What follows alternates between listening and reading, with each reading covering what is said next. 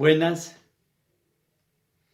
Dios continúe bendiciendo su vida grande y poderosamente. Bueno, aquí estamos de nuevo, muy agradecidos con Dios. De verdad que yo agradezco a Dios muchísimo cada día que me doy cuenta en la condición en que yo estaba cuando acepté la voluntad de Dios en mi vida. Y todo lo que ha venido aconteciendo en estos 28 años, no me queda más que decir gracias Dios. De verdad, no sé qué tan agradecido usted esté con Dios, pero yo estoy agradecido y quiero agradecerle cada día más a Dios todo lo que ha hecho por mí y todo lo que hizo por mí sin yo saberlo. La palabra de Dios dice que siendo aún pecadores, Cristo murió por nosotros. Y Cristo murió según nuestro calendario, hace 2022 años. Él murió sabiendo lo que íbamos a hacer, sabiendo que íbamos a pecar, sabiendo que íbamos a fallar, que aún conociéndole íbamos a cometer errores. Pero, ¿sabe? Lo más lindo en medio de todo esto es que Él sigue muy interesado en nuestras vidas. Él nos sigue amando, su promesa sigue vigente, su palabra sigue siendo vigente y el plan y el propósito para el cual nos formó está vigente. Yo me alegro muchísimo cuando leo los planes de Dios hacia el futuro, ¿no? En Jeremías 29:11 dice: porque yo sé los pensamientos que tengo acerca de ustedes, pensamientos de bien y no de mal, para darles un futuro y una esperanza. Otro texto dice, para darles lo que ustedes esperan. O sea, las cosas buenas, las cosas maravillosas que nosotros esperamos o que en algún momento soñamos son reales. Son reales, están dentro del plan de ese Dios maravilloso, de ese Dios amoroso, de ese Dios poderoso. Y sabe, leyendo aquí en el libro del profeta Sofonías, una parte que me impacta muchísimo, dice que Dios calla por amor y se deleita en bendecirnos. Imagínense callar por amor todas las maldades, todos los errores, todas las cosas que los humanos cometemos y encima de eso deleitarse en hacernos favores. ¿Usted dirá cuáles favores? Bueno, todos sabemos que somos sobrevivientes de una pandemia, ¿verdad? Somos sobrevivientes. Mucha gente murió, gente que podríamos decir, o usted diría, gente buena, no merecía morir, servían a Dios, qué sé yo, no merecían morir todavía, o todavía no era el tiempo. ¿Por qué la gente buena muere? Bueno, pues déjeme decirle que nosotros somos sobrevivientes de esa pandemia. El Señor, en su gran propósito, en su gran amor, nos dio una segunda oportunidad. Y usted dirá, ¿y qué tiene que ver esa oportunidad con el propósito? No, pues el Señor nos guardó con el fin de que el propósito para el cual Él nos formó, nosotros le dimos cumplimiento. Usted dirá, pero ¿cómo así? Si Dios nos creó con propósito, ¿yo cómo hago para darle cumplimiento? ¿No es Él? Bueno, sí y no. Porque todo lo que está escrito aquí en la palabra, lo que son sus promesas, el propósito, todo está ahí, está escrito. Pero usted y yo cumplimos la parte, la mínima, la pequeñita, hacer que esto se cumpla. Lo imposible lo hace Él y lo posible pues lo hacemos nosotros. Nosotros miramos a través de la palabra como personas que un día recibieron una palabra, la creyeron y le dieron cumplimiento. Juan Bautista es un testimonio de esto. Juan Bautista, seguramente el papá le comentó lo que el ángel le dijo, que iría delante del Señor, que sería ungido desde el vientre, que no bebería vino ni sidra, que llevaría el mensaje, que anunciaría el ministerio del Señor Jesús. Y yo me imagino a Juan Bautista estudiando, investigando cómo había de ser todo esto, y trabajó y hizo para que se cumpliera.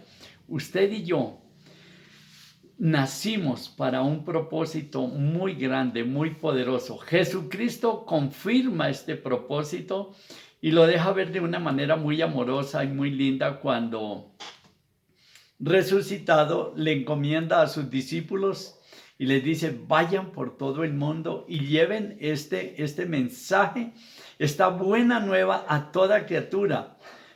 ¿Por qué? Porque es buena nueva.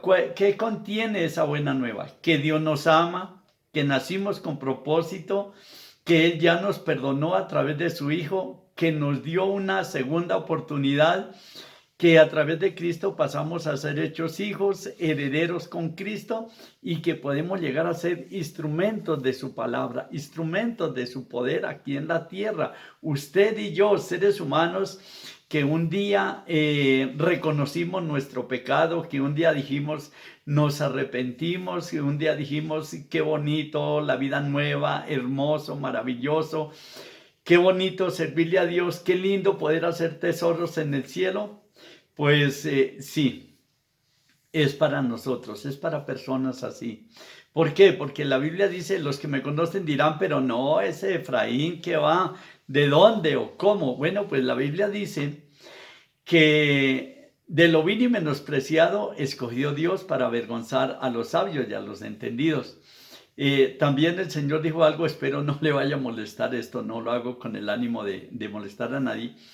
Pero el Señor dijo que no había profeta sin honra, sino en su propia tierra y entre los suyos. ¿Por qué? Porque el Señor Jesús en una oportunidad fue a los suyos a predicarles, porque los discípulos le dicen, vaya y predíquele a los suyos, vaya donde sus familiares. Y él fue y les predicó y bueno, pues dice que no pudo conseguir mucho en ellos a causa de la incredulidad, excepto haber sanado a algunos enfermos imponiéndole las manos. Y bueno, pues yo me considero entre esas personas privilegiadas por el Señor. Lo digo con toda la humildad, con todo respeto, pero me considero que Dios en su gran amor y en su gran misericordia me guardó esperando que yo sea ese instrumento de su amor, ese embajador, ese vocero para llevar estas buenas nuevas de salvación y decirle algo que pensaba antes de hacer esta reflexión es que su alma puede estar en peligro. ¿Cómo así mi alma en peligro? Dirá usted, yo soy buena persona, yo no me mato, no robo, no le hago mal a nadie, no le quito nada a nadie, soy buena persona, qué sé yo. Sí, pero es que la palabra de Dios dice, por cuanto todos pecaron, están destituidos de la gloria de Dios. Hay personas que dicen, yo no estoy de acuerdo con esa palabra. ¿Cómo me iba a destituir Dios si me ama? Entonces, a fin, ¿cómo entiendo yo a Dios? Bueno, es que según la Biblia, nosotros nacimos para ser santos y sin mancha delante de Él. Por causa del pecado, o sea, la consecuencia del pecado, nos dañó la vida, digámoslo así, nosotros mismos dañamos nuestra vida con el pecado. Con la desobediencia al Señor. Y entonces, en el momento en que nosotros pecamos, la misma palabra dice que la paga del pecado es muerte. ¿Cuál es la muerte? No es la muerte física, es la muerte espiritual. Es ya no tener comunicación con Dios, es ya no tener derecho a la salvación. Pero a través de su Hijo se recupera absolutamente todo.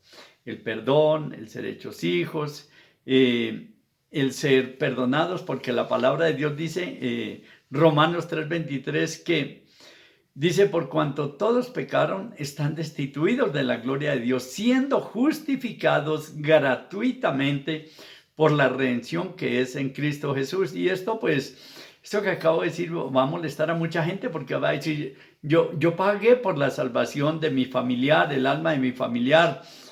Otro va a decir, yo tenía la esperanza de dejar dinero para que pagaran por la salvación de mi alma.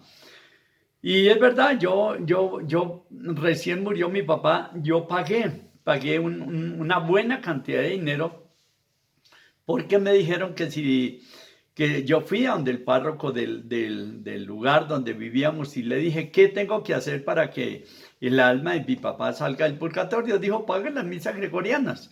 Y valían una cantidad de dinero en ese momento y me imagino que en este momento deben de valer mucho. Fui y las pagué. Y bueno, sorpresa cuando luego a los años leyendo la Biblia me entero que la salvación es gratis, no se compra, no se vende, la pagó Cristo en la cruz.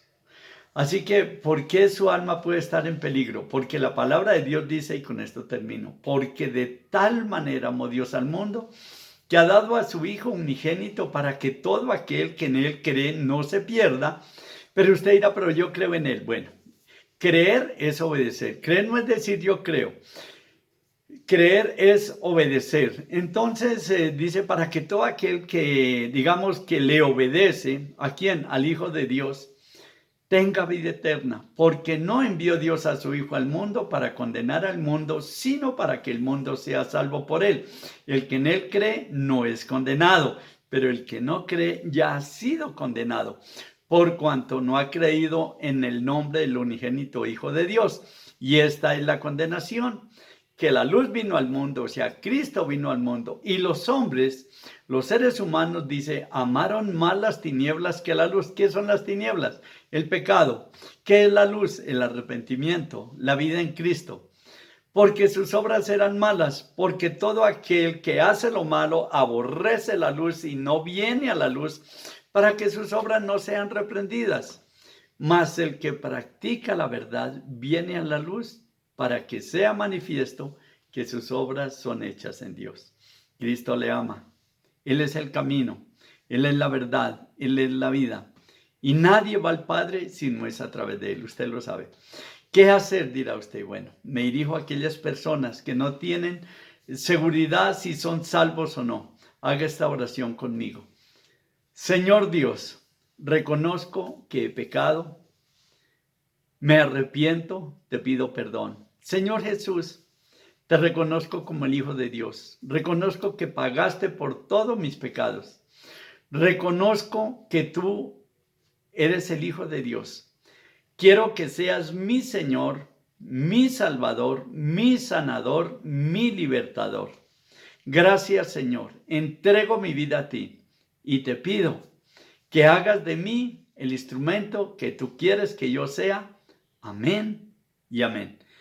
Si hizo esta oración, vaya, lea la Biblia, lea el Evangelio de San Mateo, le va a ayudar muchísimo en su crecimiento espiritual. Dios le bendiga, Dios le guarde y hasta la próxima.